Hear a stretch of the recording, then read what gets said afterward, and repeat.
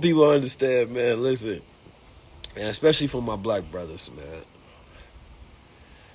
We always say a nation can rise no higher than its black women, and that is true. It is equally true that it can't rise any higher than the standard that black men uphold for themselves. And regardless of your religion, right, your political background, and things of that nature, whatever you may think is the difference between us, if we don't have loyalty as a collective, then nothing we do matters. See, we can't save everybody. We can only save those who are willing to save themselves.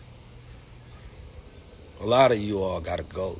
That's just the simple and the honest truth. But for those who wish to break the curses and build upon a new foundation, then we can have conversation. We can build. But I don't see us doing anything if we don't first have loyalty towards each other. We don't first have a code towards each other above all.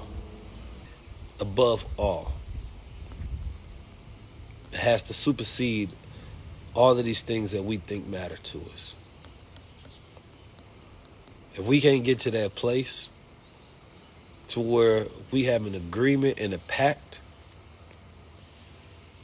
that is honored by the Creator, it's not much that we can do. Politics can be used as part of a strategy when we go for influence and force. But we got way too much influence and power to be asking for anything. I'm going to just lay it out there. We have way too much influence and power to have to ask for anything. So when I seen Obama appealing to black men in a way where he accused black men of being misogynistic, and that was their reason they didn't want to vote for Kamala, as if there wasn't a more sophisticated reasoning behind our logic and our process. And even that it was young black men's fault that a campaign strategy had failed to properly deliver and communicate a message that is supposed to be two-way on how they're going to work for us. I remember when Obama had to denounce the Honorable Minister Louis Farrakhan. Yeah, I'm still young enough to remember that. Man, it was one of the most dreadful days. It was seeing him tuck his tail. And he had to for politics. He had to do that to win. Hillary wasn't going to let him get by without that. They point that man in the corner. Even though Farrakhan decided to say nothing during that time. He had a whole picture with Obama he could have put out there.